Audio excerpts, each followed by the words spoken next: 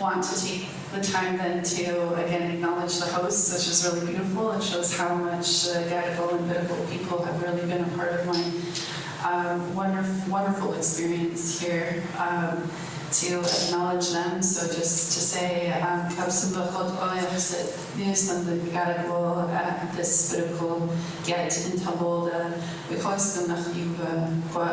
so to thank them for being the caretakers of this beautiful ancestral and unceded territories that we all are very privileged to be guests in. So I'm going to back up my slide here to show you my beautiful baby boy who is 3 years old in his regalia. So our Natty, which means baby boy in my language, dances and sings in our people's way literally every day, all day long.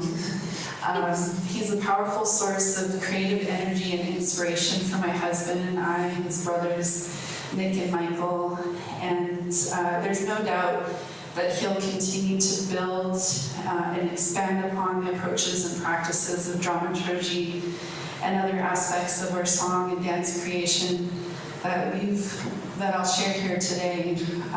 He's going to build and expand upon those beyond our capacity to dream and activate.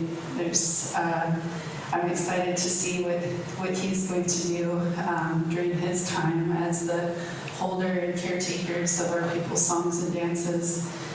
So my talk here today is dedicated to him and his generation. This is who we create work for. As was said, the name of my talk today are Photographers Dance, Dramaturgical Processes, and Dancing Sovereignty in the work of the Githayex dancers. So just to give you a sense of the organization, if you're wondering how long this is going to take and where it's going to go all over the place, and I'm hoping I stay organized in this way. So I'm going to share a film that Githayex dancers, The Lives Behind the Dance. It's a film that I co-produced and go through in our people's ways, our dramaturgical practice in our language is the coming together of the work of our halai and Gitsong. And to talk a little bit about dancing sovereignty, but I'm going to talk more about that tomorrow in my keynote at the Powerhouse. And then the photographers dance, and I'll open up it for Q&A. So this film that I'm about to show is available on Vimeo for free if anybody wants to check that out, included in their classrooms. You're more than welcome to do so. I don't embed it because it's kind of long to be embedded, so it's 6 minutes.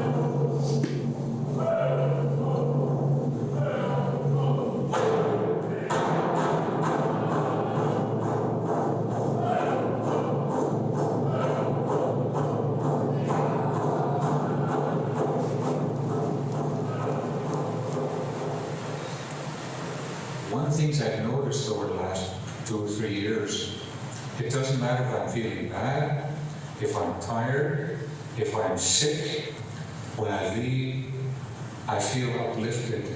I feel like I've got some kind of new energy.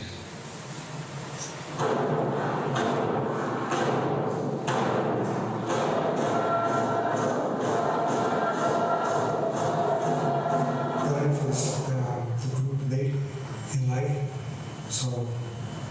let's just say I matured up to my age with the dance group.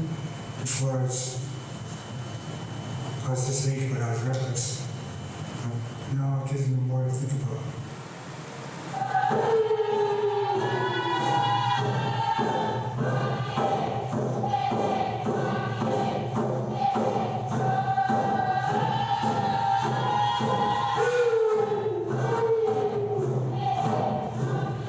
If we don't have practice every week, it feels like I'm having to see my family every day, so without them, I wouldn't know where I would be. And outside of the group, I'm a really shy person. And it gives me the opportunity to be who I want to be and to show people who my ancestors are.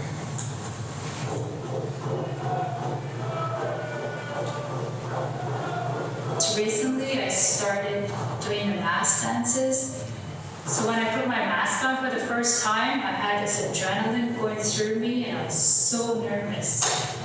And I wasn't too sure if I could get through it or not. And I just didn't really have time to worry about it, but I just had all these feelings wow, I'm doing this in front of all these people. I was just so nervous, but all of a sudden I got through it because I had John, my husband, beside me, and I had family, and I had the group that's all so supportive. So when I'm out there, I feel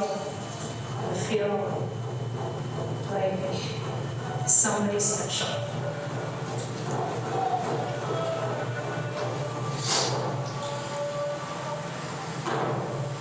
Alex, my sister, and I stepped away from the group for a while, and when I came back, my first dance back, it was the North Wind. And it felt like it just blew me pain away.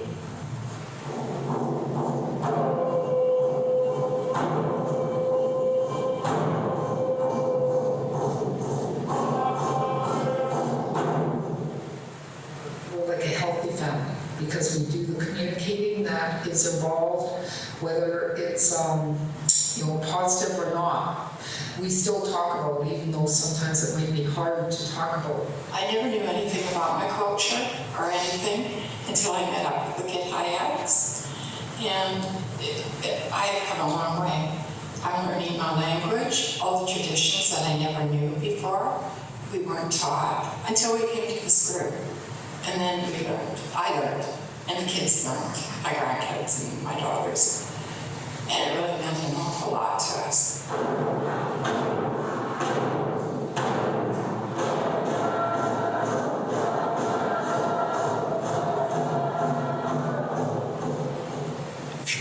It was in us to start a group. We'd grown up in dance groups our entire life, and we knew no other way of being in the world.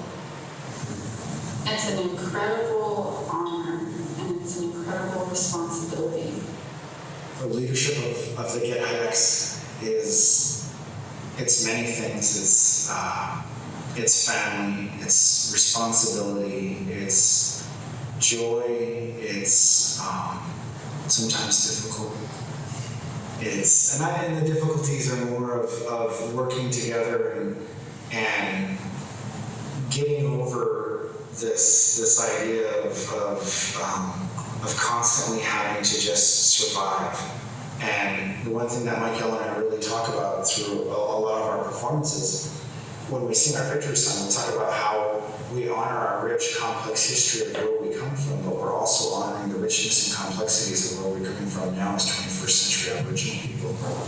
Those difficulties of teaching each other and moving beyond these things that have been thrusted upon us by the government and residential schools and missionization. I think that they still stick with us, but moving beyond that and thriving.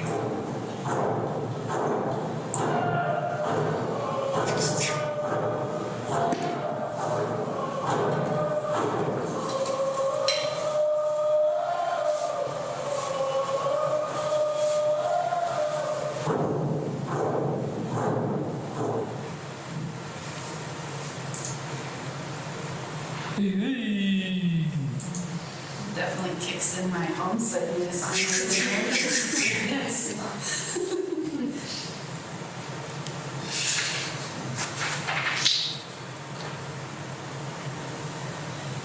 Everything that you've seen in this film was illegal in Canada from 1884 to 1951.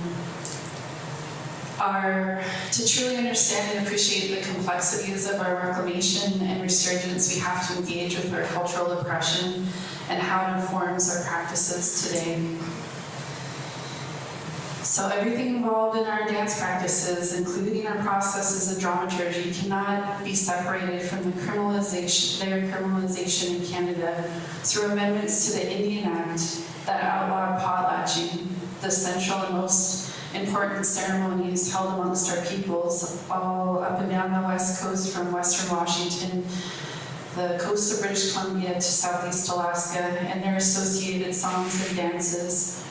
Literally, it was illegal for us to be who we are, enforced by jail time and the confiscation of our ceremonial belongings until 1951.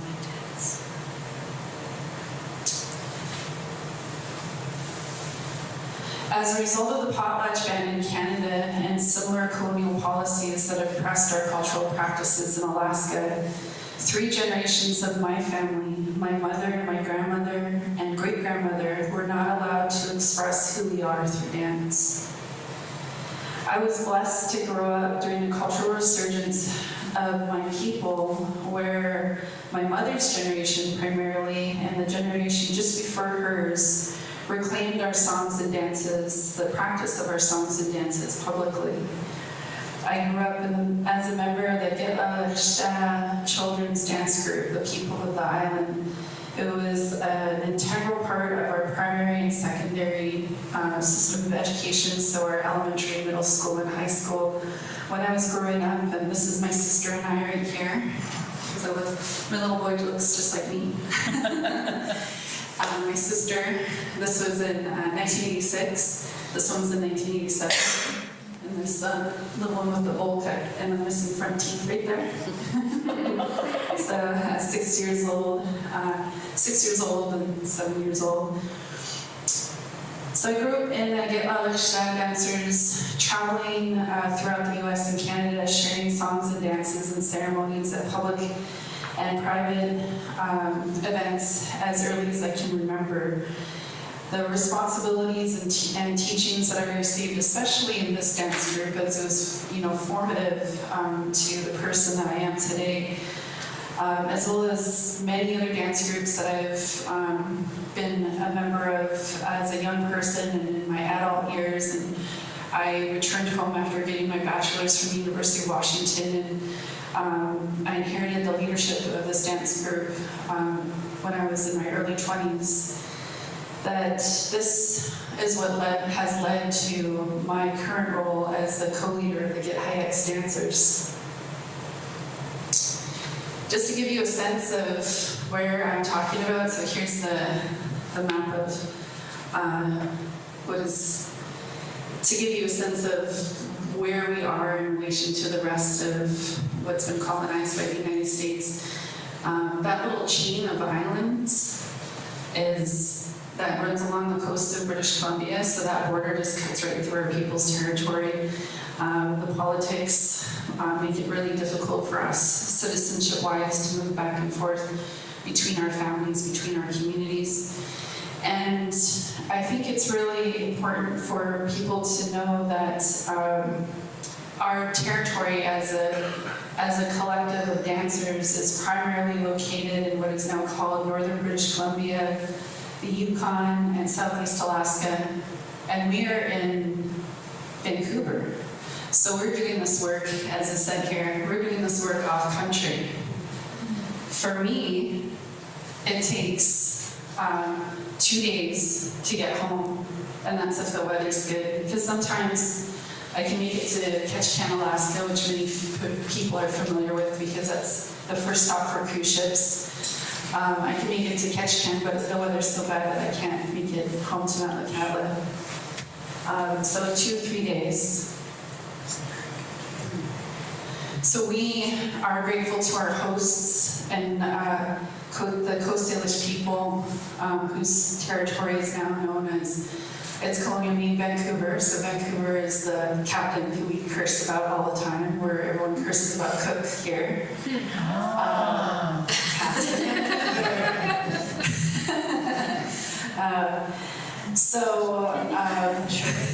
Get epiphanies in the room. So we have the honor of being guests in the unceded territory of the Musqueam, Squamish, Tsleil-Waututh, and Stala nations, whose territories are unceded, meaning that their land rights and their waterways, as well as all other associated rights, have never been surrendered to Canada, to the province of British Columbia. 90% of British Columbia is unsurrendered, so unceded lands. Our dance group here, we define ourselves as traditionally contemporary. I'm going to say that again. Traditionally, and the microphone's out. Look at that, it says it's green. Hello, there we go. Traditionally contemporary. Even the microphone couldn't hold that. What? Those words are opposites. They're not opposites to us. So, not traditional and contemporary, but simultaneously both, as our ancestors have always been. Our ancestors had an ancient practice of bringing the tools and technologies through trade routes and those relationships that brought ideas and materials from other places to us and incorporating it into our way of being to express who we are. They did it in their moment, in their time that they live, and we do it in ours. Many of the songs and dances that we perform are ancient songs and dances that have been handed down to us through our families. We sing and dance the history and time of our ancestors with the critical awareness that all of these songs and dances were new once. As future ancestors, we are the carriers of our people's dramaturgical practices into the time that we live in today, creating new songs and dances, masks and regalia to reflect and record our experiences as First Nations people. Our descendants will remember us in the way that we remember our ancestors, through our embodied archive of songs and dances.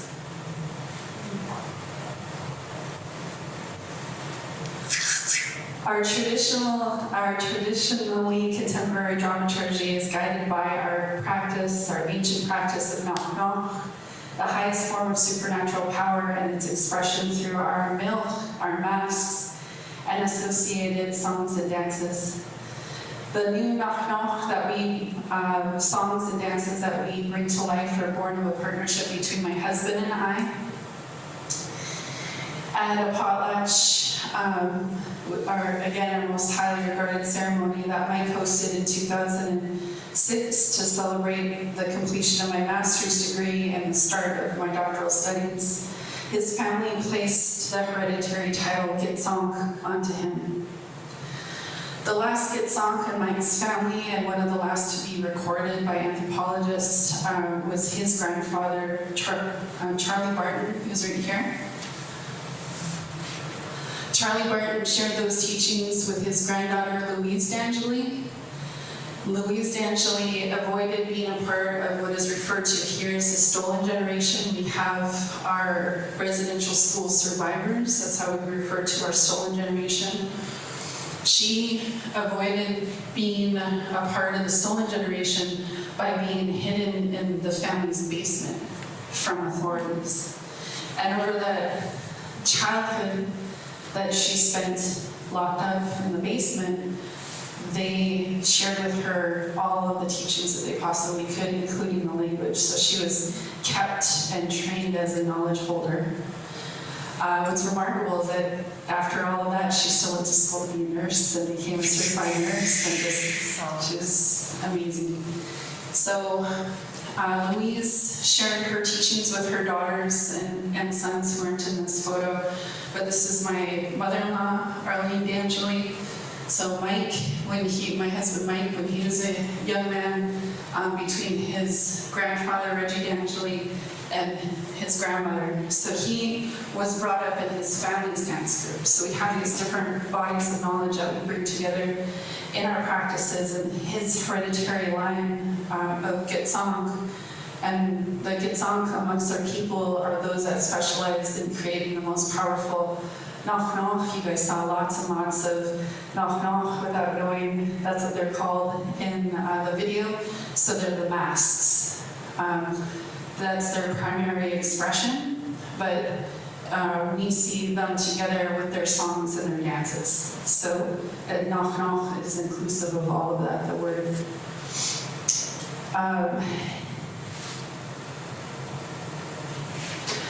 All of what we do is carried on through our family, through our sons, our oldest son Michael, our middle son Nick, and our baby boy Hayeks.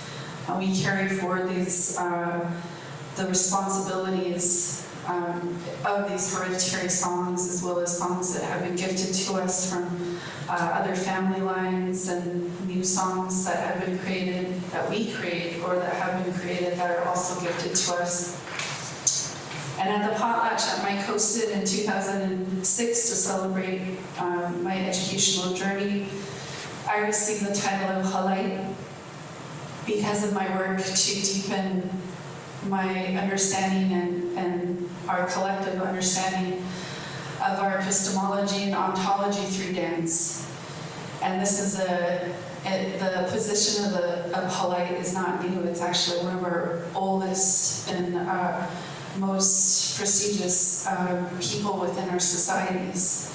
So Halait is our highest form of supernatural power. There's Noch Noch and its relationship to masks, and the Halait is the relationship to this headdress. So this is the root word for all of this. This is a Am Halait, Gus Halait, Sem Halait. So the root word to what makes our people most powerful in dance. And when all three are danced together, it's we Halait. That's what the person is called. That practice of Halait also the word itself translates as dancer. Part of my ascension to the role of Halait in my community and in our family is the recognition that my gift is dreaming dances and bringing them to life. So they present themselves in this space of being not fully asleep but not fully awake. And I wake up my husband all the time with all sorts of dances. He's just so used to it by now. So my process of dramaturgy is to share those dreams of dance with my husband, and his practice of Gitsong is to carve the masks and make the regalia needed. And together we co-create the songs. The majority of the regalia that you saw in the video and everything that we're wearing is created by my husband. He does all the sewing even. I'm really bad at it. He knows his way around with those machines, especially. So in that state, that liminal state between sleeping and awake, that's when I believe my ancestral memory is the most potent. And that these dances that come to me are part of those gifts from my ancestors, and for me to give them as a future ancestor to our descendants and relatives of all nations. So when I say bringing them to life, that means the first time that the song is performed is considered its birth, the song and dance is performed is considered its birth, and its life is its ongoing practice. Being that this is an art department, I have to tell you that my PhD, my MA, and my bachelor's degree is in art history. And how I found myself in art history is a whole other story, but I didn't know that at the time receiving the title of Polite would have the power to change my academic trajectory. As an art historian, and art history's narrow focus on Indigenous visual and performance art practices, marginalized Indigenous dance practices in many ways. Dance is primarily treated as the context of research rather than the subject of research. And after completing my doctoral coursework and comprehensive exams in 2011, I found myself in a constant battle with my department for the inclusion of First Nations dance as an art form. They couldn't see it as an art form. They're like, that's a cultural practice. Like, they're composing songs. The people that I'm researching, interviewing, they're composing songs, they're creating dances. They're, some of them are working in the black box, and they're creating lighting schemes, and they're using projections, and they're like, they just can't see it. So I was met with tremendous institutional and departmental resistance to the point where I almost didn't finish my degree. But my work is now held up in the seminal volume on Indigenous art histories in the US and Canada. It's chapter 2. And I was hoping there would be more students out there, but I'm not sure if there is. But if there is any students out there joining us today, I just want to let them know that these battles are well worth it, and it takes academia a long time to catch up and just keep fighting these fights. So in my dissertation research, I carried out my Indigenous research methodologies were potlatch based, so they're based in ceremony. A methodology that I refer to as witnessing. And for those that are unfamiliar with the intricacies of potlatching, to put it very succinctly, potlatches are a complex system of Indigenous governance where hereditary privileges, kinship, and their associated histories are asserted through oratory, songs, dances, regalia, totem pole raisings, and many other ceremonies which validate such claims, including land claims, through feasting and distribution of gifts to the witnesses. So my practice of witnessing is an Indigenous research methodology based on my upbringing, training, and responsibility as a participant and witness to potlatches, feasts, and other ceremonies that occur along the Northwest Coast. So I have, primary components of there, and I love that Doug is here to hear me talk about it. Sorry. So cool. No, not at all. I'm a super dog fan, so key to witnessing, my witnessing methodology is active listening and observing with the objective of remembering in great detail, responding to recall the most important aspects of what occurred, and which is central to the responsibility of witnesses and potlatches. My methodology puts earning and maintaining permission first. And I conducted this research while I had the responsibility to dance. So if you haven't noticed, I was carrying my camera in my rattle bag on the dance floor the majority of the time. So for, over 4 years, for sure. And then I did the final edits of my dissertation before turning it in at Hobier, and Hobier our UNSW Lunar New Year celebration. So again, all those really hilarious people are from our own people. I would be taking pictures of everybody else, but they would be taking pictures of me because I was on my computer and using my camera in my regalia to do my research. And it really helped to keep me accountable in so many ways. It was my inspiration, as much as it was stressful and full of pressure, my inspiration to finish up and help me to push through all of those arguments with people that just don't get it. And now we're to this place where people in Australia get it, which is amazing to me. So during potlatches, we take on the responsibility of witnessing is usually reciprocated with gifts from the host of the ceremony to the witnesses.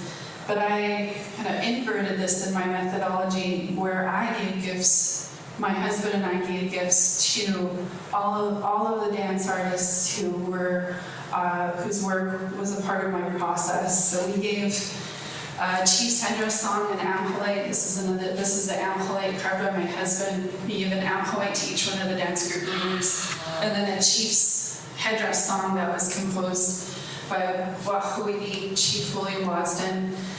And this was the first potlatch that our son Nick, who's shown me here just out of high school, that Nick hosted with his dad. So they potlatched my PhD, and that green copper shield was their gift to me. And here's some of the dance groups that I work with, so that you can see the pictures. In the pictures that I show that are inclusive of other dance groups, those are the photos that I've taken of them. And part of my process too was then to gift those photos that I took of them back to the dance groups.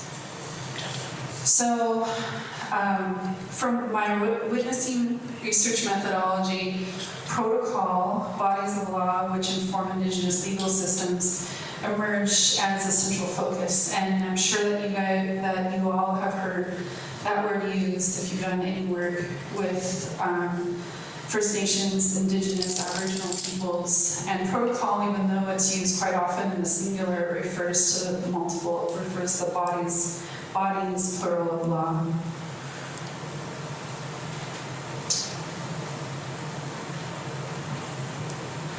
Dancing sovereignty is a theoretical framework that emerged from my focus on protocol, which is a theoretical framework which to engage the ways in which sovereignty is embodied in Indigenous dance practices along the northwest coast of British Columbia, Alaska, and Western Washington. It's been really exciting to see its use here in Australia when I thought it was so focused on the area that I come from. It's really beautiful. So through my research, I've examined the process through which protocol is asserted, negotiated, and acted by Indigenous dance artists through their selection of ancestral songs, meaning those that have been passed down to them through their inherited rights, the creation of new songs and dances, and their collaborative processes with non-Indigenous artists or First Nations artists of other nations, and through the performances themselves. So as you can see here on the slide, I define dancing sovereignty as self-determination carried out through the creation of performances that adhere to and expand upon protocol in ways that affirm hereditary rights and territorial rights among diverse audiences and collaborators.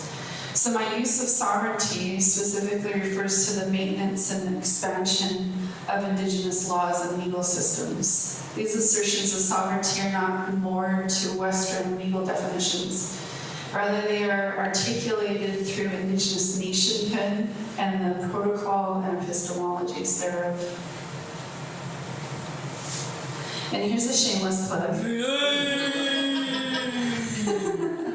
So if you want to hear more specifically about dancing sovereignty and my work with dance groups other than my own, you can see me tomorrow at the Powerhouse Museum from 6 to 7:30.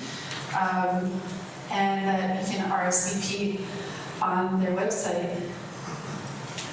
While I am no longer under the colonial regime that was graduate school, the battle that I lost in my dissertation was that I was not allowed to write about my own dance group. So if you go to my dissertation, my dance group, my dance practices, my upbringing in dance, my husband's upbringing in dance, and all of these collaborations that we've done with the Go Ballet and other organizations, they're all footnoted. I can share with you if you're interested and you think that will help your students with a keynote that I gave at Cornell University where I talked about institutional resistance of Indigenous research methodologies. And at the time I argued, that Indigenous scholars of all backgrounds were doing this work about themselves and their communities to, empower Indigenous ways of knowing and being within the academy. But then, now that I know more about dance studies and the dance world, and it's like, wow, there's so many people that just write this stuff about themselves that are not Indigenous. I was like, hold on a second. So it's been quite a trip, and these public talks that in Australia, especially over the past 2 weeks, have really given me the opportunity to finally actually discuss the work that we do. It's been pretty incredible. So that's why this talk is different than what I'm giving tomorrow. So for the remainder of this talk, I'm going to focus on the dramaturgical process through which I co-created our photographer song and my practice of dancing sovereignty as one of the leaders of the Git-Hi-X. Our photographer song was inspired by this incredible man, Benjamin Alfred Haldane, who started a portrait studio, and this is his self-portrait within his studio in my community of Metlakatla, Alaska, in 1899. Very, very early. He's considered one of the earliest professional Indigenous photographers in North America. But I had no idea at the time that I started this research. I just knew of the photographs that he took of my grandmother and family. And so my dramaturgical process for the dance was deeply based in research, as this was my MA thesis. So my master's thesis, I'm not sure if they can send me over here, but my master's thesis. So research in Indigenous communities means ongoing accountability and informed consent. Integral to my practice of dancing sovereignty was adhering to our protocol of seeking and receiving permission from BA's family, our community, and our tribal council in 2004 to research his photography. I'm immensely grateful for their ongoing support and encouragement of my work. Over the years, I've held many public forums about my research, as shown in this photograph, and this at the time was his last of his living grandchildren in our community. He had other grandchildren that were living outside of our community. And the heartbreak of this work, one of the hardest parts of this work is that my research into BA's photography began here, with devastating and invaluable images produced from 163 glass plate negatives from BA's studio that were salvaged from a fire at our local waste facility. Permanently scarred by the heat and flames, these burned and broken negatives of portraits of Indigenous peoples, families, and communities are a constant reminder of the near loss of this precious source of our people's history. The discovery of BA's glass plate negatives was a catalyst for what is now a 20-year journey that continues to play out between previously separated spaces, my community, academia, and archive.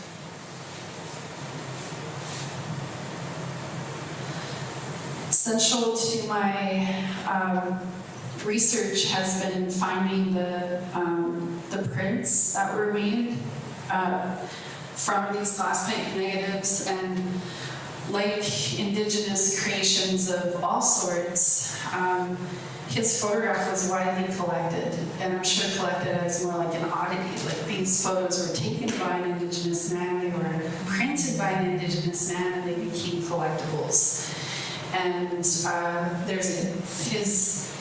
a lot of the prints I've found have been in the National Archive.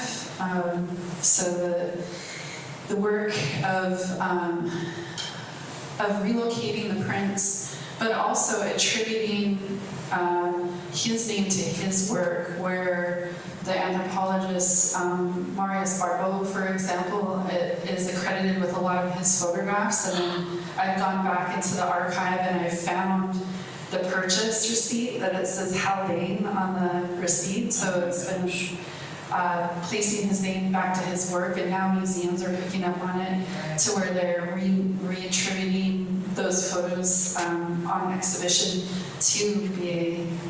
So it's an ongoing project, which is now my book project. And the reciprocity being also essential to my research practice and dance practice, which I'll talk about in a bit, like how, at this point you're probably like, how do you reciprocate in dance? So I'll let you know how that happens.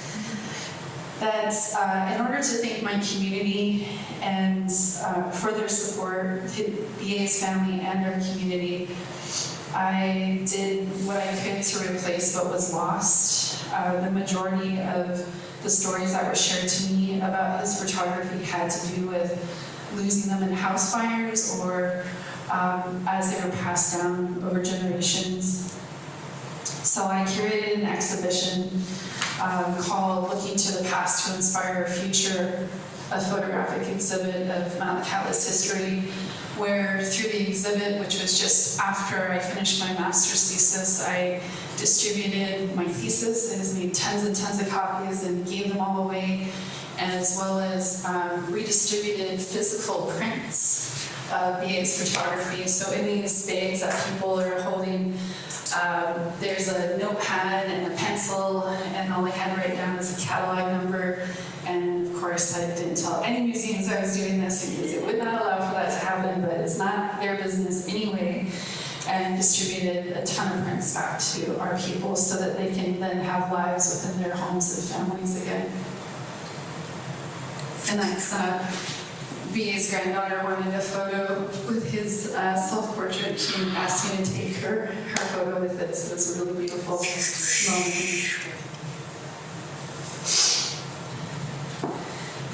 So BA's photography taught our people, it helped us to see ourselves in the way that our ancestors saw themselves. Because of the way that our history has been written, that this man right here, the missionary William Duncan, had created these methods of conversion and assimilation that were so successful amongst our people that we no longer saw ourselves as Tsimshian. That's pretty much how, a snapshot into how that history is written. So you have photographs like this, which right next to on the right-hand side is my grandfather, great-grandfather Charles Barnable Wanyash, as though these men, which is our first tribal council under his colonial regime, are without our ancient ways of being. But in fact, so B.A. Halane's right here, B.A. took a photo at the same time, and the men's who, the names that are underlined are in both, of our people wearing regalia, practicing our ways of being. And this man right here, Sidney Campbell, is this man right here. So these were circulating in mass publications in order for him to receive financial support for the mission.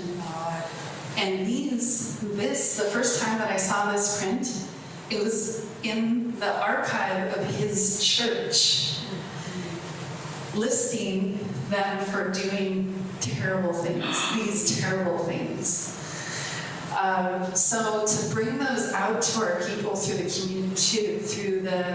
community forums, it was like stunning. It just took our breath away because the majority of us had not seen this founding generation of our community in regalia before.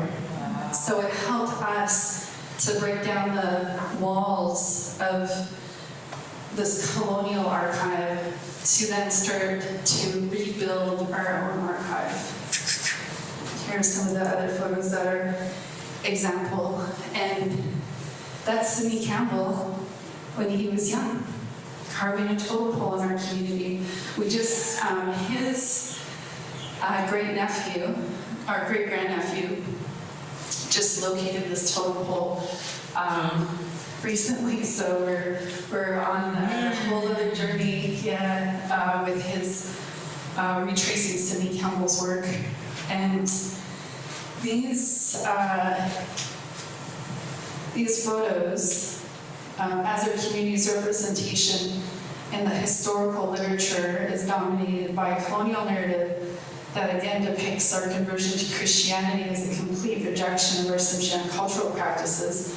The recovery of BA's images and their histories has been empowering for us, our communities, and his family as a testament to the strength of our resurgence as a continuum.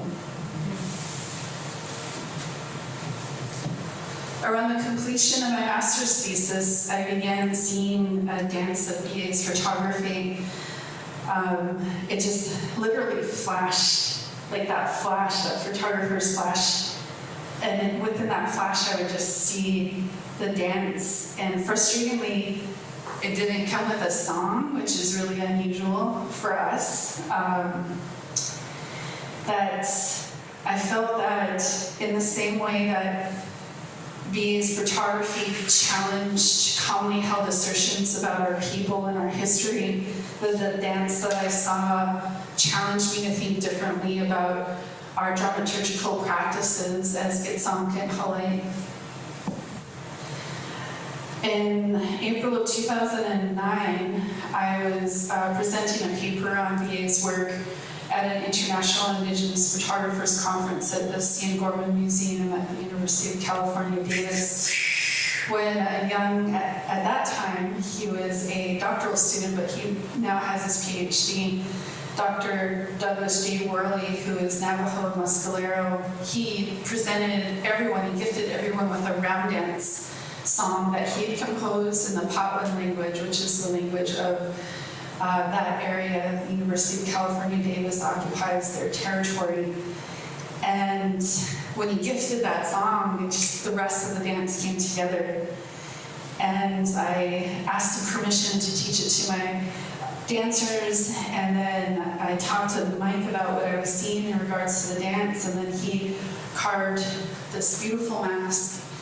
So this mask has mirrors in the eyes in the way to symbolize the way that a photographer's work reflects the world around them, and how it gives us that opportunity to see the world through their eyes. These little stars all the way around the black, that's that mark that it leaves in your eye when the flash happens and how you walk away a bit blinded.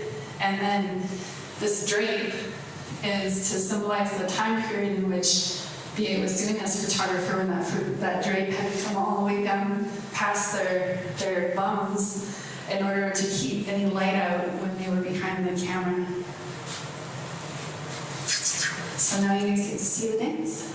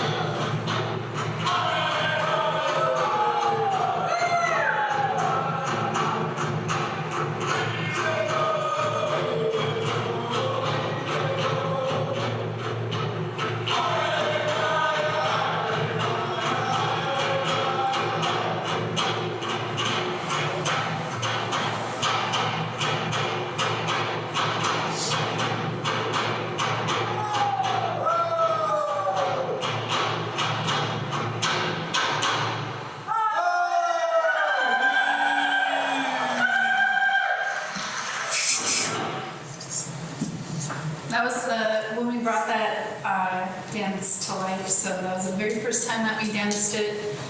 Was at our engagement potlatch, and that first step that you see, that's the round dance step, because that's the origin of the song, and then it moves into more of our style of dancing.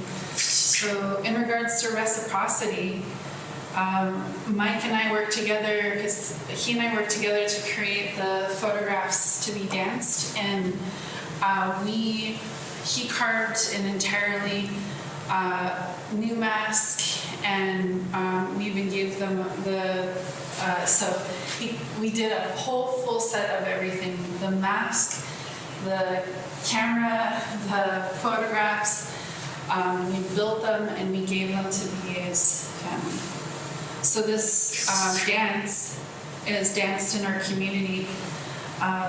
That at a memorial potlatch in 2015 that was hosted by the Haldane family, that for them to be able to dance this history that belongs to their family but also touches on the histories of our community, for us was our way of ensuring that this dance would really live on beyond our dance group and become a part of their family's history in the world. Oratory is an essential part of our dramaturgy, but is also a really important part of adhering to protocol. So every time we share a song and we talk about, before the song is sung, we talk about its history, who it belongs to, how we have permission to do it, and to put it within academic terms, we reference our sources. And that's that way we are, through our oratory, we're perpetuating the oral history that is essential to those songs and dances in their life. Mm-hmm. So, and our next sharing. song is another new song. Let's try to pause it for a second. I'll go back. So we danced this dance in the colonial capital of the U.S. in Washington, D.C. at the Smithsonian's National Museum of the American Indian, and that B's photography and his dance is really, for us, it's a way to intervene into the dialogue around traditional and contemporary. So I'll just play my oratory so that you can hear how it intervenes in this conversation. Our next song is another new song that was composed in the Powhatan language by a very dear friend of ours, and relative, DJ Worley, and my Knox will be explaining this song. So it's important for us, as you've seen already, that we not only sing the songs of our ancestors, but that we compose and choreograph new songs and dances that talk about the time that we live in today. And this song was one that was gifted to me, and I already had the dance, I already dreamt the dance. As I shared in my introduction, my name is Dr. Mique'l Dangeli. I'm a professor at the University of Alaska Southeast.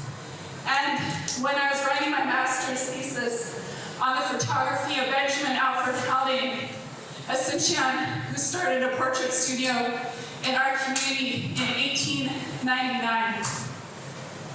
When I was doing this work, I just saw him as this incredible photographer that took very powerful pictures of our community and our families. I had no idea that he's considered one of the very first professional Indigenous photographers in all of North America until I presented my research at the University of California in Davis at an Indigenous photographers conference called Visual Sovereignty. At that conference, a young Muscalero Apache PhD candidate gifted us this song, gifted all of the Indigenous photographers and Indigenous photographers, scholars, this song. And the dance, that is BA's photography, came to life through this gift. So when we dance this song, we ask all of our witnesses to think critically about what you mean when you ask someone or you tell someone, that's not traditional. Because if our people have a practice of using photography since 1899, and we have the longest standing practice of incorporating all the tools and technologies that come into our territories into our practices, who's to say what is not our tradition? Our traditions are self-determined by us, and photography is one of our traditions. This is our photographer song.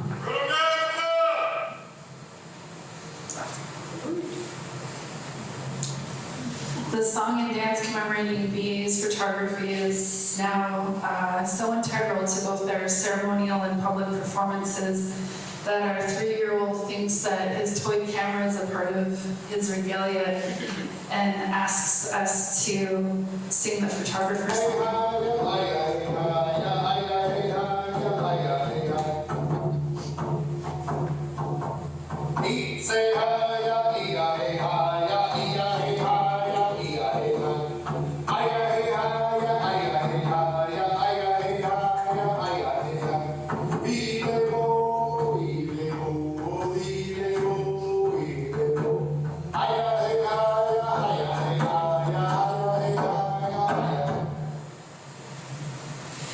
By carrying forward our traditionally contemporary dramaturgical practices, our practice of dancing sovereignty, in partnership as a Hawaii Git song, Mike and I have assured that BA's photography has truly re-entered our community's living archive through being held in the memory of our witnesses, which now all of you are a part of that body of witnesses, sung by our singers and embodied through the movement of our dancers. Thank you all very much. Thank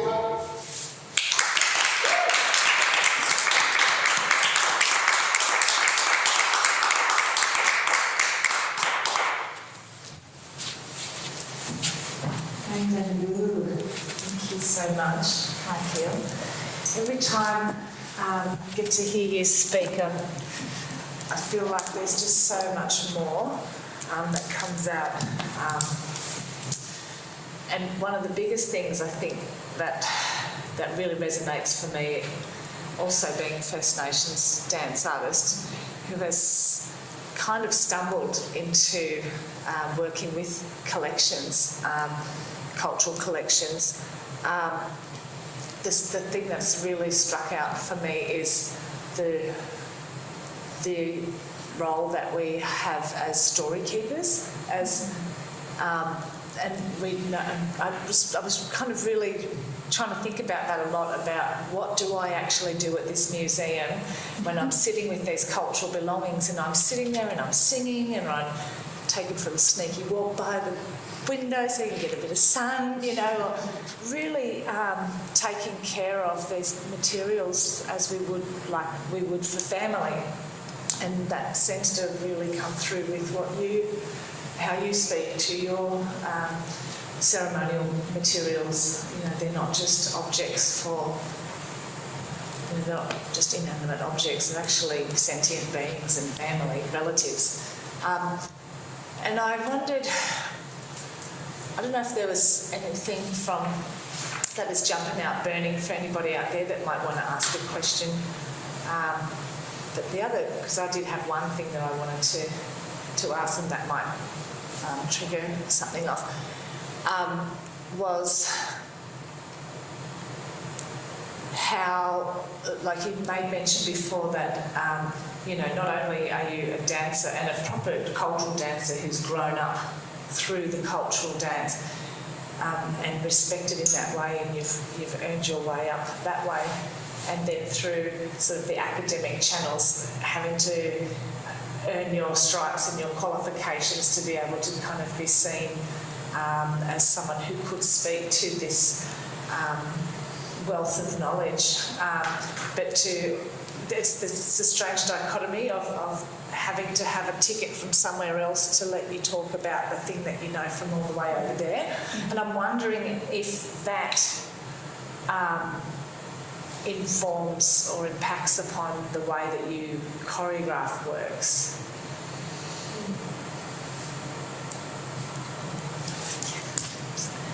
It doesn't, I'm not sure if it would impact the way that I choreograph works. It definitely impacts the way that I talk about them. Yeah, okay. Yeah, and dramaturgy is actually not a word that I've used until this week. I like to keep it nice and transparent, especially for students who are struggling with the terminologies that we have to use in academia, especially, I remember when the word epistemology was very new to me, and ontology and all of the ways that we talk about Indigenous ways of knowing and being, and dramaturgy as a creation process was really, it was working with Mara Gecko in our dance lab over the past 2 weeks where Rachel Swain had asked me, because I feel that there's a responsibility to serve within my academic practice because I come from a culture and community that we use our gifts to best serve our community. So in talking with Rachel, I just asked her, I don't know who the players are, I don't know what the politics are here. Can you give me an idea of how best my keynote can serve in terms of, critical interventions in these conversations? And she talked a lot about dramaturgy, and really, when I brought up the concept of traditionally contemporary, and also used it in reverse, contemporarily traditional, she asked that I talk about that in regards to the dramaturgical process. So I gave this talk specifically today because you couldn't make it to the keynote that I gave, so I thought, oh cool, well then you'll be able to hear it. And but to use the word dramaturgy in relation to our practice, which our word for dramaturge is gitsam, our word for dramaturge is haleng. So it was really good for me. Definitely a different type of moment of growth to say, all right, I want to try out this terminology, and I might use it for a while, I may not, but if it gives those that work in theater and performance of all sorts, dance, a way in to understand this very, very specific way of working, then I'll utilize that as a bridge to bring them in. Yeah.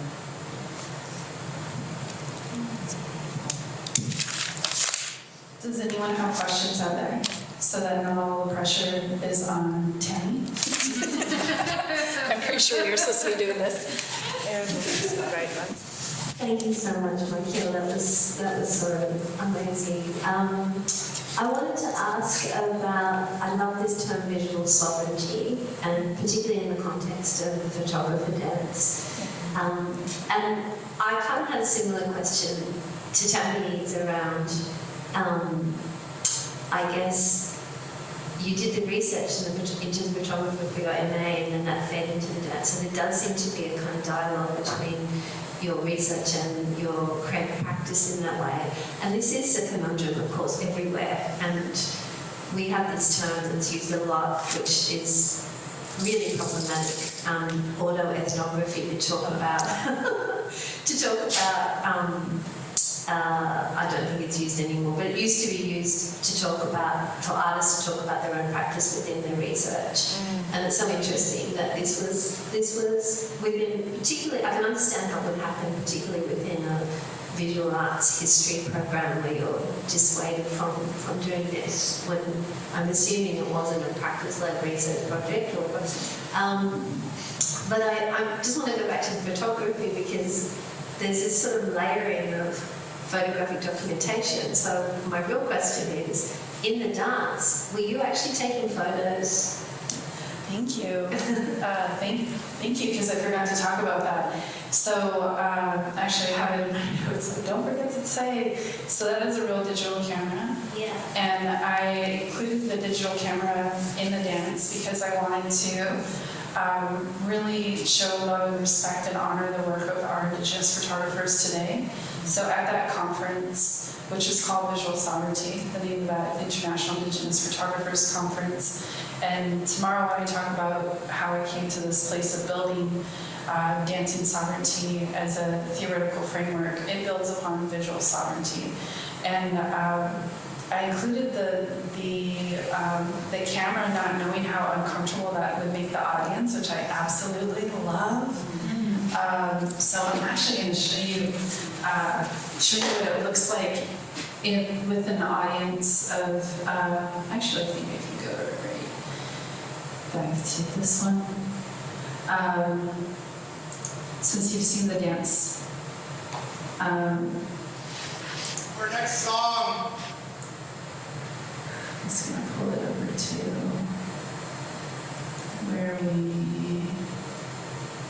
where the transition happens.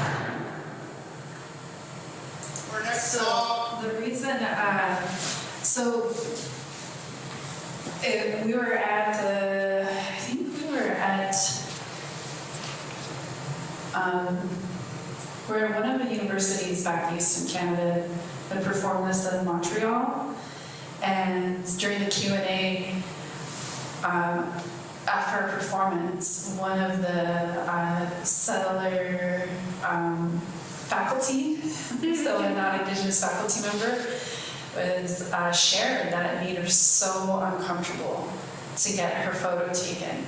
And I actually really love that because so often when we're in our regalia, it's like instantaneously people are taking photographs of us, people want photographs of us, and it's, 99% of the time it's without our consent, and I used to run, and I still do, I'm mama bear when it comes to my dancers, and I'll just run interference if I see someone in the dialogue about traditional and contemporary has come out of these situations where someone will just walk right up to my dancers and say, that's not traditional. And that's, they don't realize in that moment how much violence they're inflicting, or maybe they do, which is horrifying.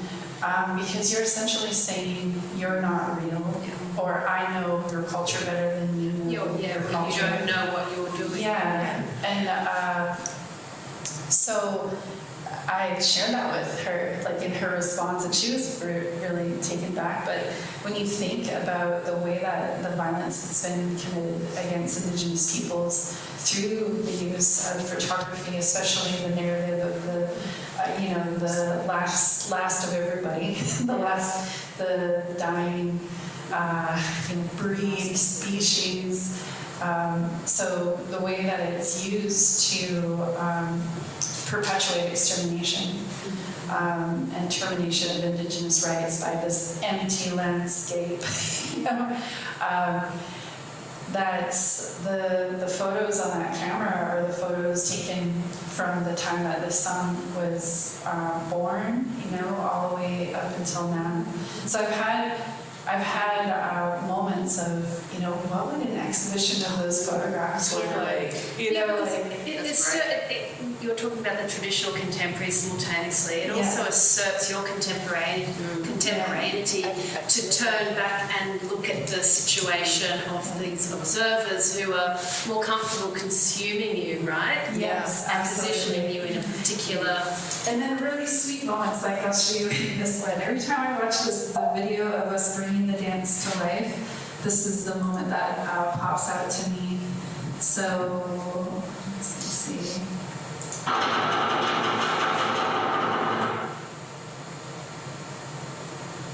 This is one of the moments that just, I almost had my robe almost came off. That's why I stopped dancing there a couple times.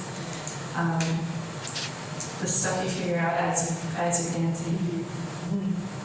So, this one, that's my mom taking a photo of me. I'm over there trying to take a photo of my mom, and my mom lifts up her camera, puts it over her face, and takes a photo of me. You know why it's so great? I felt that moment too, is like this peak moment of reciprocity too, where this person is just so unself-consciously reflecting back the camera to you, you know? It's my mom, right? Like non-basically and non, that's so thinking about that moment. Yeah, I mean, I just think that layering of documentation is just so, it's such an important dance because of all this work that it's doing around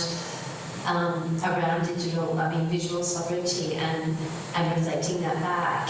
But I also wondered, I guess, the next step around, because Tammi, I've been privileged enough to read some of Tammi's work around her work at the Powerhouse and how she's been engaging with some of the photographs there that have been adopted and the history of this, the history of this practice in Australia. And so you're building your own archive through a dance that is speaking to archive quite directly and creatively. And I wondered how is this accumulating and in what ways do you see this as a conservation practice or a preservation practice or no? Yeah, I'm just interested in how the photographs we take within the performance, where do they go and how do they accumulate? Yeah, I haven't done anything with them, and I've thought about, as I was saying, about doing an exhibition of them. And I think that it's the life of the dance that has taught me so much in regards to people's responses to it and making me think through, what then to do with these images on the camera. And in terms of, documentation and conservation, I think that this is the next step in the work, is to think through those processes and figure out what best way. The experience of Mara Gecko's Dance Lab has changed my dreaming. It's never included lighting schemes before, it's never included projections.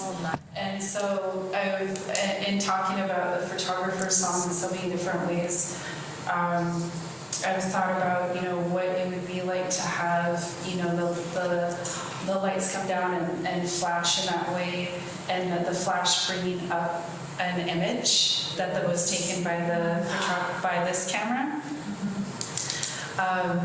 And just the way that it would work into itself back into the work, the creative work, and everything from the exhibition to, the future reiteration of the dance within Black Box, because of opportunities too that I had a 2-year dance residency at the Scotiabank Dance Centre, and they recently got a hold of me about wanting me to be there again. So where before this time in Australia I was like, no, it's such a colonial space. There's so much work to do.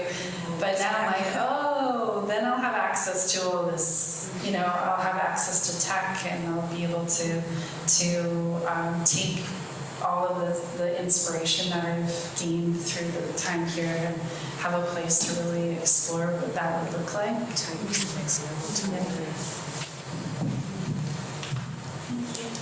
Thanks for your beautiful talk. I really enjoyed it. I grew up around Vancouver and Vancouver Island, so it's really lovely to see all the culture again, Indigenous culture again.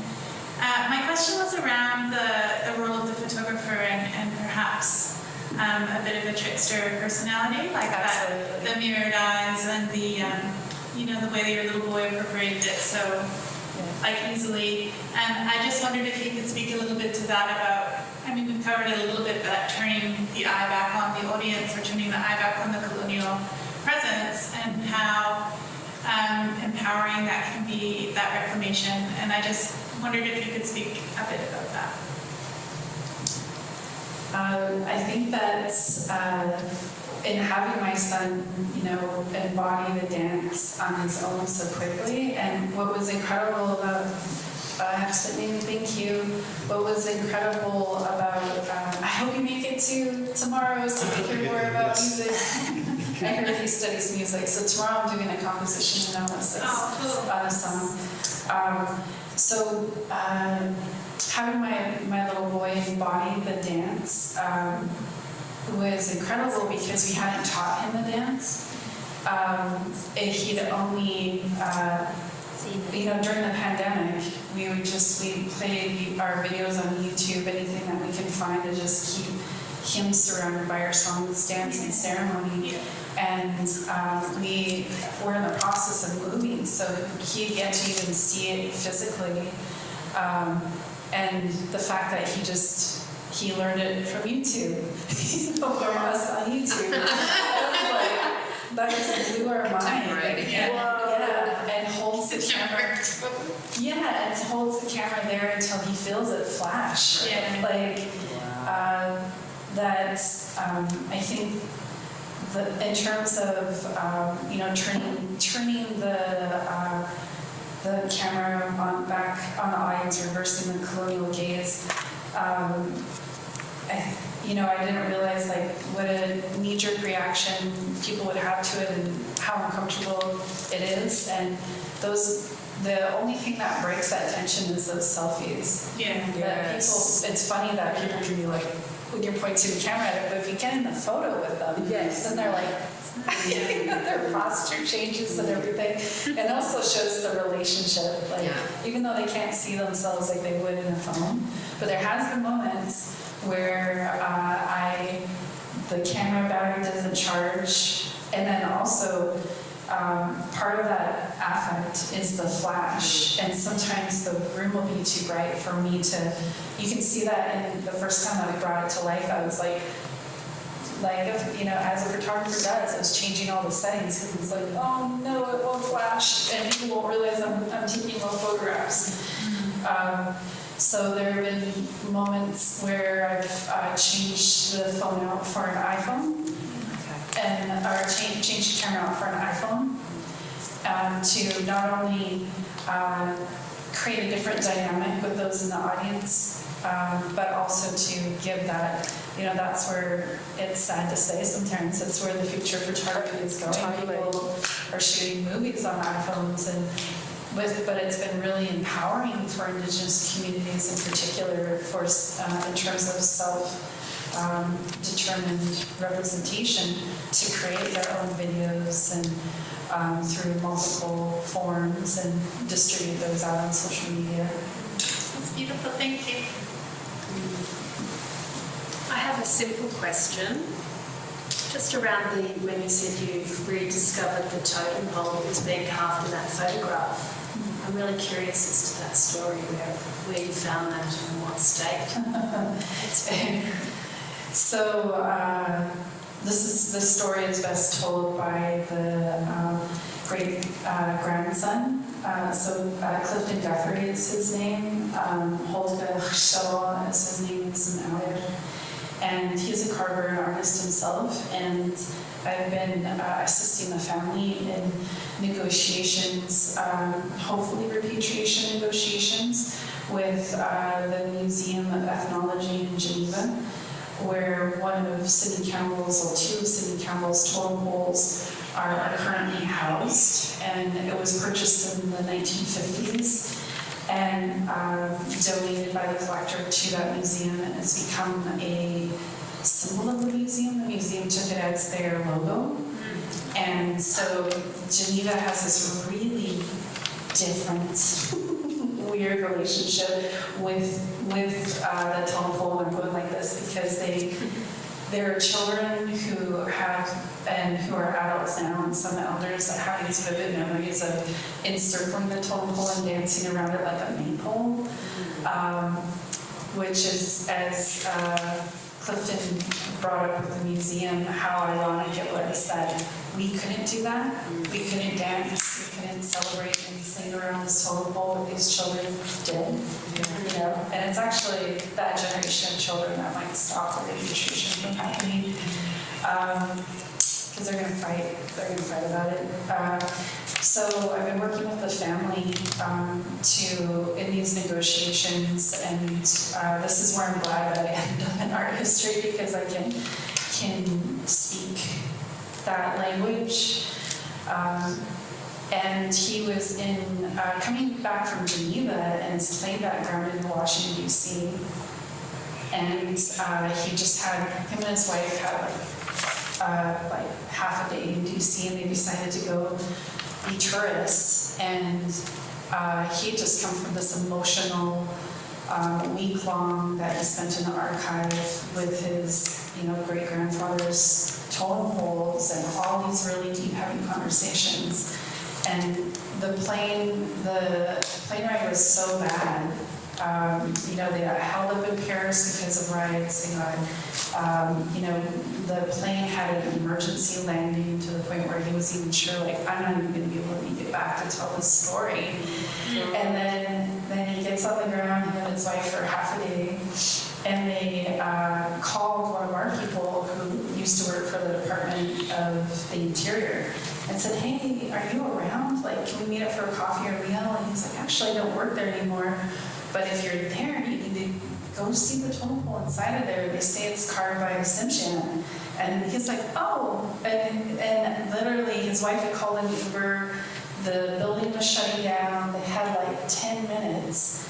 And he walks in there, and he's like, because he had a blow-up of the photograph. Because I gave him one of the digital copies, and he had it printed on metal. So this photograph right here, he has this photograph blown up, printed on metal in his carving studio. And he looked just like a second at the totem pole that was like in the back corner, poorly lit, and he said, "That's the totem pole that I have a photo of in mine. That's carved by Mique'l." So Samoyed Mique'l, Chief Mique'l is his real name, so Sidney Campbell is his English name. And then that just happened to happen on his way back from Geneva. With all of these totally we didn't even know that those other two totem poles had survived. There was a photograph that was taken of them. Again, that was in my MA thesis. Crazy. And then to find out those totem poles had survived, and on the way back to have an emergency landing, and we really talk about it as Sidney Campbell saying, okay, now you've seen those ones, using his way to pull the plane down and say, go see these. And so now we're in communication with the Department of the Interior, the curator there. They have their own museum and are figuring out, what now, because the panel, the label didn't have him as the artist, had nothing about our people, and just kind of had the generic totem poles are from the Northwest Coast, just nothing in particular. And so we're in negotiations right now with, what the next steps are in both of those cases. And then that's all through being held in photography. That opened up everything for our community. And that's the Department of the Interior Museum in Washington, is that what you said? Yeah, Washington, D.C. Yeah. And which museum is it in Geneva? It's the Museum of Ethnology in Geneva. It's referred to as the MEG, M-E-G for short. Yeah. That's an amazing story. Yeah, that's why I was like, it's best told, because when he tells it, he's like, especially because he hates flying. So the fact that he had to fly out to Geneva was huge for him. And then with the plane being bad, bad and scary to where he's like, this is it. Totem pole brought him in. Yeah, his Mique'l, give that credit to him for stopping his grandson from just flying over it. Yeah. I had a question, but maybe I'm coming tomorrow night, and maybe you'll talk about it then. But it's about your role as a halat and the use of that word to describe a dancer, and thinking about, I suppose, the role of the dancer as a holder of cultural knowledge, and I guess taking a leading role in the holding of that knowledge. It's a particular interest, I suppose, in terms of, as we were talking before, about the invisibilised sort of nature of the work that dance can do in different contexts. But if you're going to talk about it tomorrow, I'm not actually, because I'm not talking about my practice at all tomorrow. So tomorrow is a case study within, it's actually a case study that was for, just trying to remember how far back it was. Sorry. I'm talking about this case study. So Wahuidi, William Wasden, who is in this photograph. yeah. I'm talking about his work tomorrow in relation to dancing sovereignty. So, because it was really through his practice, as well as the Bob Baker's, who's the article that you two have read and shared, that really solidified my theoretical framework. And so with Halait, so I'm specifically a Halait or Noch, and that's in relation to our songs, dance, and masks. And there are Halait of all sorts, and it's a society of our learned people in the way that they had specialized in very deep knowledge and things that were foundational to our ability to navigate the multiple realms of our existence. And so Halait has multiple translations. Sometimes it's translated as philosopher. So dancer is one of the translations, philosopher. There's a beautiful quote by a Gitsan elder who, Gitsan people they share our language. So it's one of the three dialects. My husband's people, Niska and Tsimshian and Gitsan, are the three nations that speak our language, different dialects of it. And this elder is quoted as, if you have your PhD, you're considered a Halait, or you are a Halait, that's what she says. So a lot of our people that have their PhD are referred to as Halait, but there are Halait, like I know Dr. Amy Parent, who is a professor at University of Fraser Valley, who is Niska. They refer to her as Halait, and she'd be a Halait in education, because that's her area of specialization.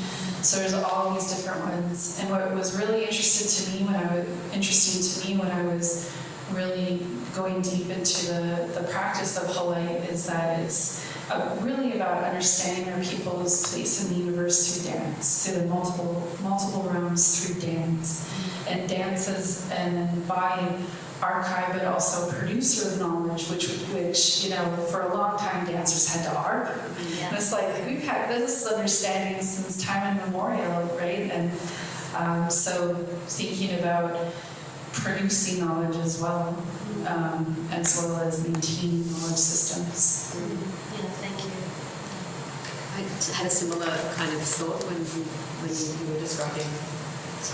When you were describing the whole ecology, if that's the right way to maybe understand this,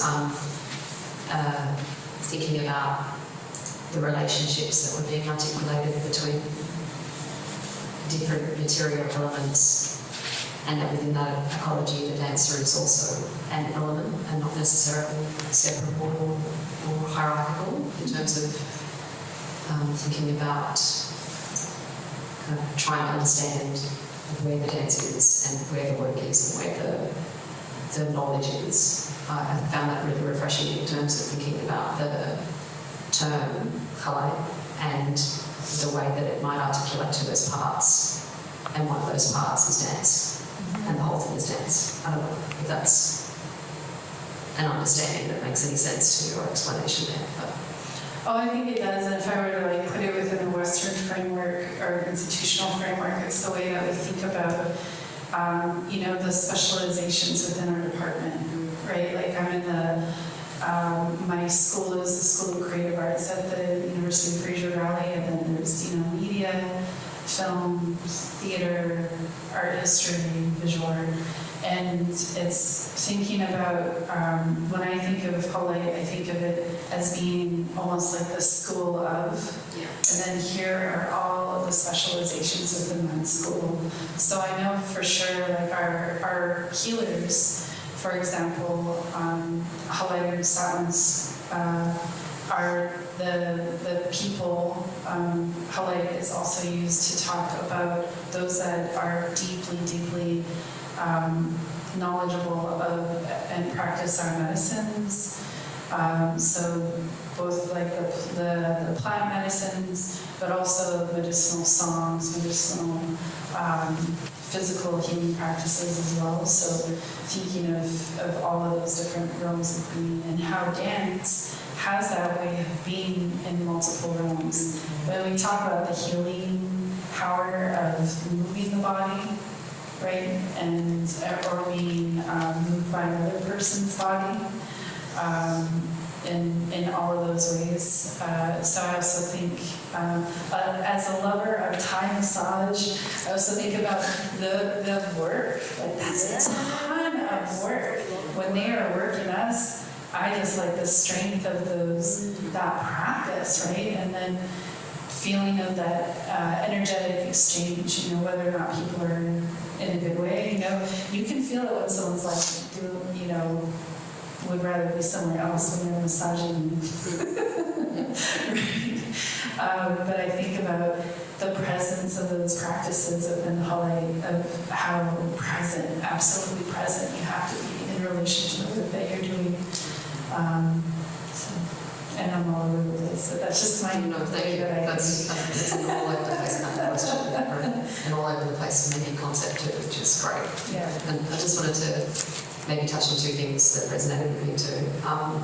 So in your explanation of dancing sovereignty, the way in which you were highlighting maintenance as being a really essential element of sovereignty, I think that's really amazing and spot on when you also noted that this is precisely the definition of sovereignty within Western knowledge systems anyhow. It's just one that's a lot less focused on when we think sometimes of the term sovereignty, and I think some of the answers you've been given and certainly a lot of the talk that you gave today is doing the work of the maintenance, and that's really excellent, both on the level of focusing on your practice and work, importantly the generative nature of the practice and work, but also in the other the last question you gave when you were telling us the story about the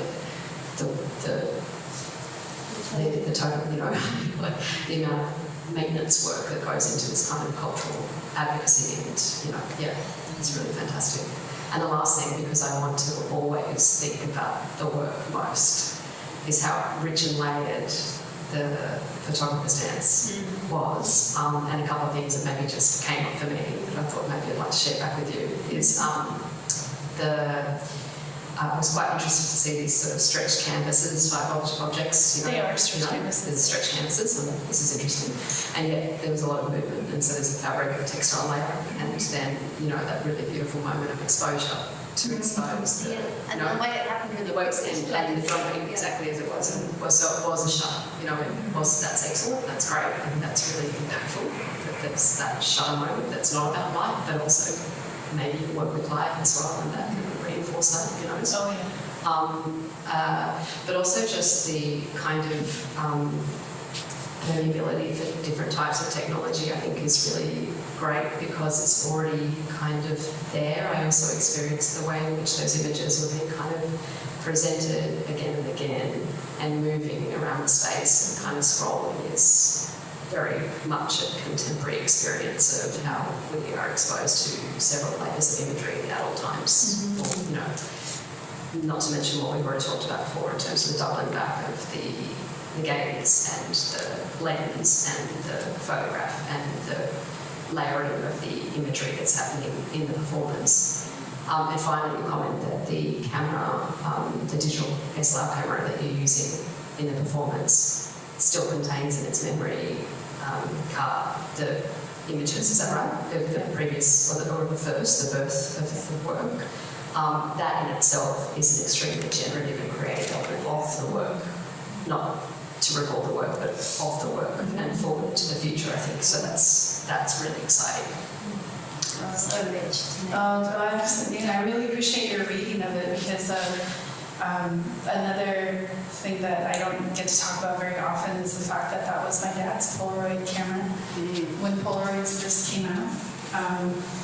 So my dad loved photography as well, and when I was trying to figure out, a camera for the dance, for the first part of the dance, it's like, how do you dance a camera that is big enough to really relate to that time period?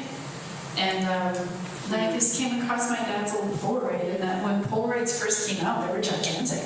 Yeah. And for it to have an off-camera flash, so it's, it speaks to, really the development of photo technology, and which is a huge, also recalls, if you look really closely at BA, I refer to him as our, the techie of the time, because he had a Brownie camera on the floor. Then he's got the older model camera. He's got this is the lantern slides, because he also taught music. He's got wax cylinders that you can listen to. And these are all earbuds. Yeah. There's a really beautiful photograph that I haven't been able to locate the original, but I saw a copy of it in a text about our community, and it has about 8 people sitting around that record player with earbuds in their ears. And this part of the studio I just absolutely love, because remember back in the day when you walk into like Woolworths and you have the photograph studio, and you take family portraits, and they had all of these like random family portraits, and you're like, that's the pose that we want, like that color, we want it to go like this. Exactly. So I just think about how all of these prints of different ways that he would allow people in the space function, and even like that photograph that's behind him, I know has a function, because I don't know if I have that photo in here, because I have a family portrait where it hadn't been cropped yet. So in the sitting family here was in the same pose as the image in the corner behind them. So the correlation in the space of his practice. And in so I was the same age as him. I was 22 years old when I came across this image, and it was this moment that I was like, knocked me off of my chair, because he's holding himself up on a totem pole. So he's asserting, looking directly at the camera, and making a very strong assertion about his identity. And the photographs that were taken in his studio, because at the time, to get your portrait taken in Victorian style photo studio, that was prestigious. These images of our people that are self-determined representations that emphasize affluence and wealth. Because if they were to go into a non-Indigenous portrait studio, they would be photographed in an entirely different way, not determined by them. So he had a following that people were traveling great distances to come into his portrait studio. And I can always tell when I run into those images, because they actually have the most information. It'll say who the person was, where they're from, and who they are, where if it's our community, because he knew everybody. Nothing. So it's so kind of bittersweet that it's like through his relationship and knowledge of our people, he's like, I don't know, write it down, that's my cousin so-and-so and their kids, right? But when it came from people from all over, so it's giving me the sense of like who's coming the longest distance. And then, so he was a teacher of music as well, so he traveled throughout British Columbia and Alaska teaching music and taking photographs. And so a lot of my publications on his work have focused on these images that he was taking during the potlatch ban of people in ceremony and the ways that those functioned within communities.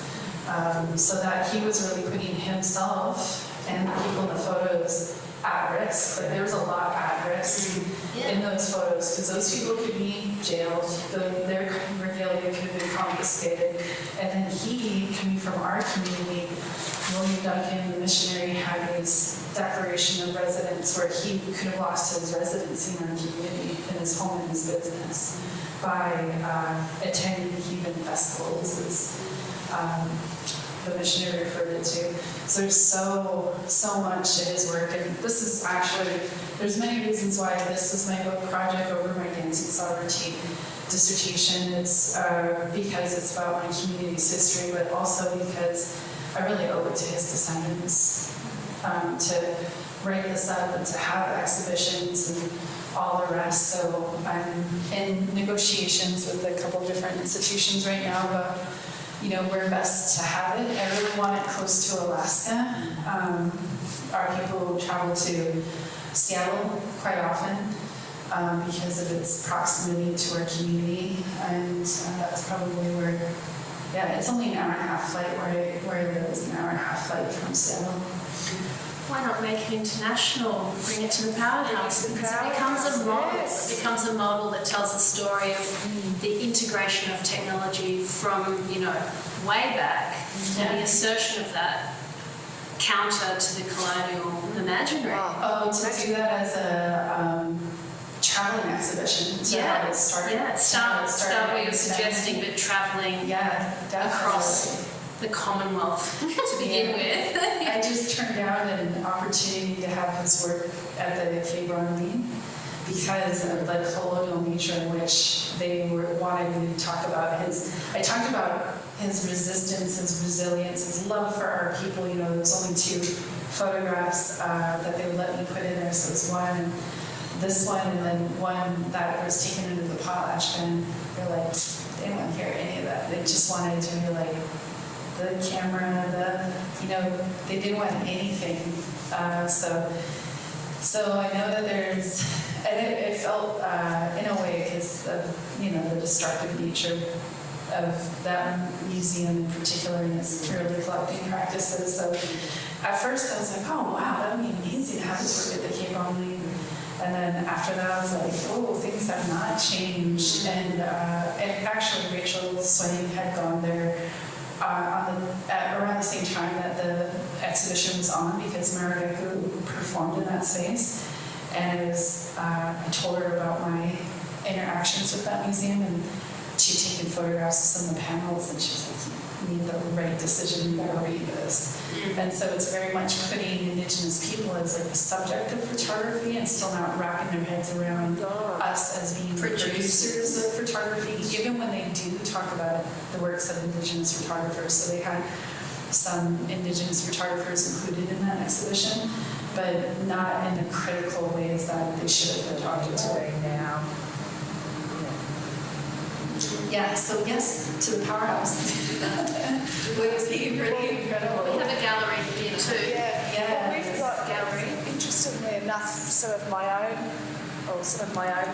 work with the colonial portraiture, because we actually have all the original glass plate negatives of Charles Carey, Henry King. I think they're the 2 worst ones, but now famous as known as the Tyrrell collection. Yeah. And just in my own work and looking for other things and starting to recognise which images have actually been amended. I guess they're early forms of Photoshop, where they would paint from their glass plate negative but just add other features in it. And so I'm really interested in that as well. And we've got a couple of really cool Indigenous photographers or artists who work also with photography who have made some really kicker commentary on that sort of thing. The exhibit that's on right now. Sorry? The exhibit that's on right now. Oh, yeah. Paradise Camp. Yuki Kihara has got a great exhibition at the Powerhouse at the moment, really looking at Paul Gauguin and how he had kind of... He went to live in Tahiti, wanted to have a simpler life, but actually, and he just ripped off a lot of the photographs that were taken by Kiwi fellow, and then he repainted them and said, oh, the women of Tahiti. Well, when Yuki was over at the Met, she was looking, geez, that looks like Samoa. and she's like, that one's Whaafini, that's no, you know, and so she started to do this big deep dive into this whole thing about it's actually really, really great work, you know, and she's she's looking at so many different things in that work, but certainly the representations of Indigenous bodies from, you know, in front of, you know, as the subject and then as the person actually behind the lens as well. Like Fiona Foley's another one who is really really challenged this. That'd be great to have a look at, if you've got Indigenous photographers over there. Yeah. And then there's have to be a couple in our time, like early in our day that have to be. Tracy Moffat. Tracy Moffat's the other one I was trying to think of, you know. But to be doing it at that time, that's great. Yeah, it's just... They wouldn't have allowed that here, I don't think.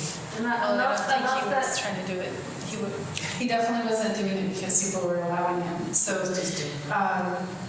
William Duncan, the missionary, kicked him out of school at grade 3 and told him that there was nothing more for him to learn. So he worked in the cannery and he saved up his money and he taught himself photography. Wow. So it's just amazing. What a champion. Amazing. You were going to say something? Yeah, I just loved the story you told when you showed the photograph of the colonial, what was he called, with all the men together in their suits. The missionary. And then at the same year, was it, the photo taken by this gentleman? Yeah. So they're all men of culture, are they? So the photo was taken by him, and in the photo is Sidney Campbell, Paul Mather, and Is this the traditional regalia of those people? This is just what of our people. Yeah, of people of that time. And so that they would have to get rid of that for their big full photo that's like you can't get. Well, they actually weren't even allowed to get into our community. So this Amhalite, this chief's headdress and blanket, there's a photo of him wearing this when our people were still in British Columbia, because our territory is both in Alaska and British Columbia. This is our territory in Alaska. And so he brought that regalia with him in our move to fight for our land rights in Alaska. That's a whole other layer of our people's history that's embedded in these photos. I love the way you narrated that when this photo is witnessed by the dance community and how that transforms the imaginary, you know, of the continuum of the practice. Yeah. It's very powerful. And to move away from, because I used to speak in terms of cultural revitalization, but to think of it in terms of like these waves of resurgence, and this time period was about resistance and resilience, and that to get our people away from thinking, for example, because of the narrative that I grew up with too, I thought that our people's practice of totem pole carving, monumental totem pole carving, that didn't happen until 1972 is what is typically held up as the first totem pole raising in our community, and the carver, the first monumental totem pole. So what I mean by monumental is that model totem poles, because of the curio trade and tourism, were carved by many people within our community. So our people thought that that's what happened until 1972. But then to have this photograph, and now, you know, to know where this totem pole is, and the 2 other totem poles, and so it's really opened up a lot. And this photo is actually of a wedding ceremony, and this is in one of our most public places in our community that is still used today for the majority of big community-wide celebrations. And that they were, you know, this was in defiance of what William Duncan was saying in regards to our people not being able to practice our ceremonies anymore. I think for me that takeaway is the continuum. And it resonates with something that I've heard recently from people from the Lakaroos community. I don't know if you ever had a chance to meet anyone from there. Yeah, we spent time in Biblical country. Yeah. And their assertion of the cultural continuum that goes back, where knowledges from grandparents and great-grandparents who witnessed a whole lot of things that were passed down, so their connection, direct embodied connection to those histories continuing today. So, challenging that myth of the breaking of culture.